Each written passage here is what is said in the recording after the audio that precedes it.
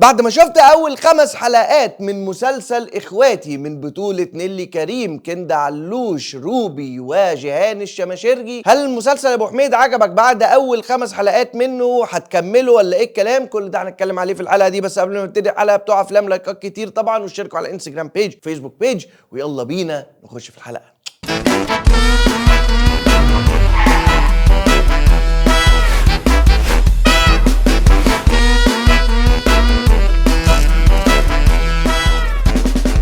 اهلا مسا عليكم، انا احمد كمال بتاع افلام. مسلسل اخواتي من بطولة نيلي كريم، كندا علوش، روبي وجيهان الشماشرجي وحاتم صلاح وعلي صبحي، وحتى الان ضيوف الشرف اللي طلعوا بعد اول 5 حلقات هم الفنان احمد حاتم وايضا الفنان محمد ممدوح. والمسلسل من تاليف المؤلف الشاب اللي مكسر الدنيا اليومين دول وهو المؤلف مهاب طارق، والمسلسل من اخراج واحد من اهم مخرجين الدراما في اخر 10 او 15 سنة وهو المخرج محمد شاكر خضير. تقول لي عمل ايه قبل كده؟ هقول لك يكفي مسلسل جراند اوتيل، والمسلسل اللي انا اديته التقييم الكامل 10 من 10، وهو مسلسل في كل اسبوع يوم جمعة. وايضا اخر اعماله الرمضانية كان مسلسل تحت الوصاية من بطولة منى زكي. فده كان سبب رئيسي ان انا ابقى متحمس جدا للمسلسل ده الصراحة، هو محمد شاكر خضير. وقلت المسلسل ده هيبقى عودة ان شاء الله نيلي كريم، لان نيلي كريم بالنسبة لي من الممثلات اللي انا بحبهم جدا وبحب مسلسلاتهم الرمضانية جدا. ولكن اخر فترة خاصة من بعد مسلسل ب100 وش، من بعديها ما اقدرش اقول ان هي عملت عمل يقدر يخليني اقول ان هو عمل جامد جدا وقوي، اعمال جيدة او اقل من جيدة كمان. فهل يا ترى يا ابو حميد بعد كل اللي انت قلته ده، هل المسلسل عجبك؟ هل المسلسل مش عجبك؟ هل المسلسل هتكمله ولا مش هتكمله؟ احب اقول لكم بكل امانة وكل صراحة، المسلسل ده كان عاجبني جدا لحد الحلقة الثالثة، ولكن لما جت الحلقة الرابعة انا قلت لا، مفيش حلقة كيفتني في الموسم الرمضاني ده قد الحلقة الرابعة. واعتقد ان مسلسل اخواتي هو افضل مسلسل في رمضان بالنسبة لي حتى الان. طبعا على اخر مسلسل ممكن الدنيا تختلف تماما، وممكن مسلسل تاني على اخر المسلسل او على حسب النهاية بتاعته يبقى هو ده افضل مسلسل في رمضان بالنسبة لي. ولكن حتى اهو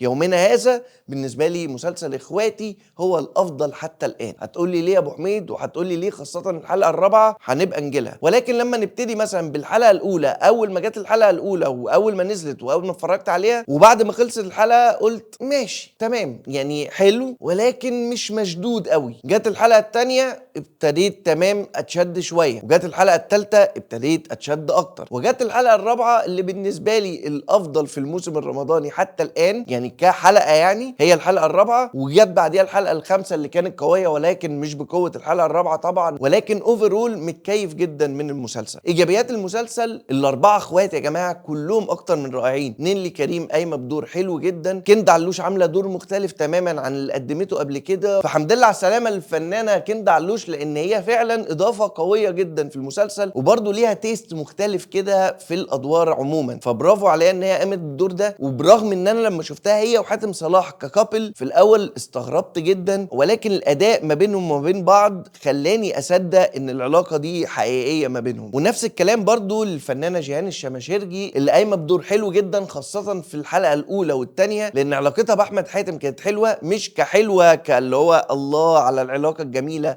لا، علاقة حلوة تمثيليا او علاقة تخليك تقول هي بتحبه ليه. وبعديها بشويه تلاقي احمد حاتم بيهزر معاها بطريقه كده معينه خليها تقول هي بتحبه عشان كده. وفي نفس الوقت الكيمياء ما بينهم كانت حلوه اوريدي. وطبعا نيجي عند روبي من اكتر الفنانات اللي يعتبر محبوبين في الوطن العربي، فهي فكره ان هي تبقى موجوده في اي عمل الواحد بيبقى مبسوط اصلا. وهي حتى الان مقدمه دور حلو جدا جميل جدا مختلف برضو بفكره ان روبي يعني معنى الانوثه الطاغيه وكل الكلام ده، هي قايمه بدور يعني واحده قايمه بدور راجل يعتبر شايله مسؤوليه عيالها وشغاله على اوبر وطالع عينيها في كل حاجه، وحظها سيء جدا او اغلبيتهم كلهم حظهم سيء حتى الان. ولكن هي يعتبر اكتر واحده تعيسه الحظ. ولكن مشاهدها مع محمد ممدوح برغم ان هي ممكن ما يكونش فيها كلام كتير، ولكن يكفي نظراتها مثلا وهي بتتفرج على محمد ممدوح وهو بيلعب مع عيالها حاجه برضو قمه في الجمال. ونيجي برضو للابطال التانيين المهمين جدا بالنسبه لي. حاتم صلاح قايم بالدور حلو جدا برغم ان انا ممكن اختلف فكره ان هو في مشاهد بيضحك فيها زياده عن اللزوم او بيضحك فيها كتير ما بتستاهلش ان انت تضحك في المشهد ده، ولكن كضحك ضحكني كتير. واللي زياده بقى في المسلسل ده ان هو قدم مشهدين دراما حلوين جدا. مشهد لما كند علوش لما طلبت منه ان هم يتطلقوا، ومشهد اخر لما كند علوش في الحلقه الخامسه اكتشفت ان هي خلاص مش هتعرف تخلف ودخلت عليه وهي بتعيط، فهو قال لها بحنان كده ايه مالك وحضنها كده. فالمشهد ده كان معمول حلو جدا. ونفس الكلام للفنان علي صبحي اللي انا بقول عليه واحد من المواهب الحلوه جدا. شوف دوره في اولاد رزق وشوف دوره هنا، دوره مختلف تماما. فكرة ان هو راجل محترم نضيف بيحب بلده جدا وبيحب الفراعنة وبيحب شغله جدا، وفي نفس الوقت ماشي صح وما بيحبش شغل الشمال، برغم ان شغل الشمال ده ممكن يدخله فلوس كتيرة جدا، ولكن عامل الدور حلو جدا. وبرضه هو ونيلي كريم لما شفتهم هما الاتنين ككابل في الاول قلت الاتنين مش لاقيين على بعض خالص، ولكن برضو ادائهم التمثيلي خلاني اصدق العلاقه دي برضو. فكل الممثلين بيمثلوا حلو. ولكن نيجي بقى عند ضيوف الشرف. احمد حاتم واحد من احلى ادوار احمد حاتم اللي عملها، برغم ان دوره ما كانش طويل ولكن دوره كان ملفت للانتباه جدا. ولكن نيجي عند محمد ممدوح. ما معنى ضيف شرف؟ اتمنى من كل الناس يعني كل اي مخرج عايز يعمل عمل جديد او عايز يعمل مسلسل جديد او عايز يعمل فيلم جديد يعرف يعني ايه فكرة ان انا اجيب ضيف شرف يفرق في المسلسل. انا يعني يا جماعة محمد ممدوح بدون نقاش أفضل موهبة في الجيل الجديد ده. مش جيل طه دسوقي وكل الكلام ده، لا مش قصدي كده، قصدي الجيل اللي هو ما بعد بقى طبعا أحمد حلمي والناس دي.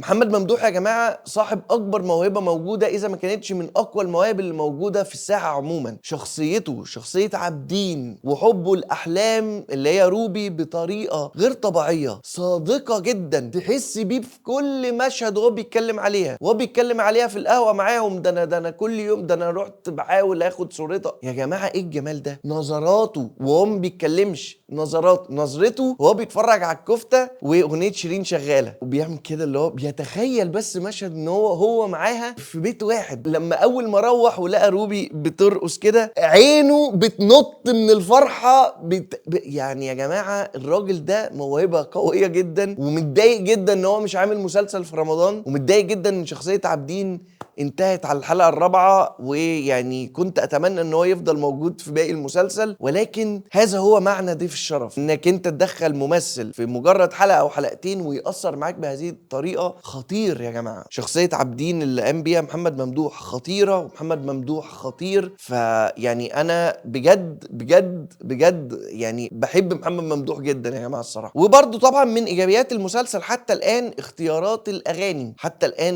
الاغاني في المسلسل حلوه جدا. قفلات المسلسل حلوه جدا. يعني مثلا القفله اللي هي كانت غالبا في الحلقه الثالثه لما قال لها انا موافق ان انا اعمل تصريح الدفن ولكن نتجوز، بعديها عملوا الموسيقى بتاعت الدخله وليله الزفاف، فمقفوله صح. قفلات المسلسل معموله حلوه جدا. ويعتبر حتى الان بالنسبه لي برغم ان في مسلسلات كتيره جدا فيها بهرجه كتير ولعب بالكاميرات وكل حاجه، المسلسل ده هو الافضل بصريا حتى الان. المشاهد حلوه جدا، الصوره حلوه جدا، كل حاجه في المسلسل عجباني جدا حتى الان الصراحه. ولكن نيجي بقى دلوقتي هتقولي طب يا ابو حميد يعني المسلسل ما فيهوش اي سلبيات بالنسبه لك؟ في سلبيه بالنسبه لي وحيده، وهي ممكن ينطبق عليها يعني يعتبر معظم العمل. هتقولي ايه هو؟ الفكره نفسها، البلوتايه نفسها، ان فكره ان احمد حاتم مات وحطوه في الثلاجه وكل الكلام ده. هو ليه حصل كل ده؟ يعني هي دي الفكره. انتوا ليه ما كلمتوش البوليس؟ فكره ان هي خايفه ان هي عشان كلمت حد بتاع تفسير احلام وقالت لها الحلم برضو يعني لا. يعني انا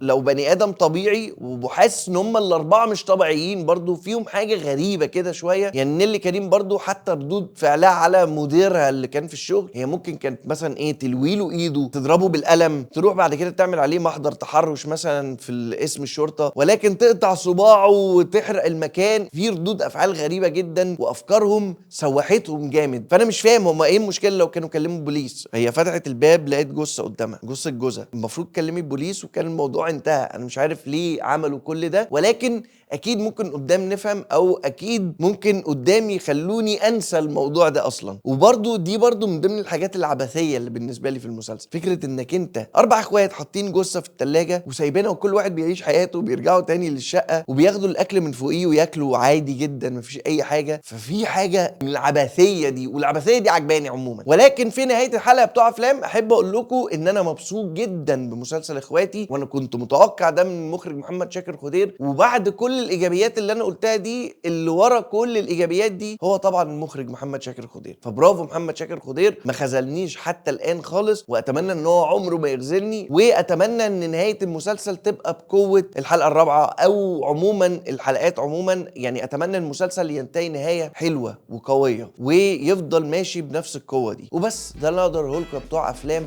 على مسلسل اخواتي. نيجي عند سؤال الحلقه حتى الان: ايه اكتر مسلسل عجبك في الموسم الرمضاني حتى الان بعد اول 6 حلقات او 6 ايام او بعد اسبوع من الموسم الرمضاني؟ سيبوا لي رايكم تحت في الكومنتات، وهرد عليكم زي ما احنا متعودين على طول. وفي نهايه الحلقه بتوع افلام اتمنى طبعا لايكات كتيره جدا جدا جدا، شير وسبسكرايب الشانل لو لاول مره. طبعا عايزكم تشتركوا على الانستجرام بيج، فيسبوك بيج، دوسوا على جرس التنبيهات عشان تجيلكم الحلقه اول باول. واحلى مسا عليكم.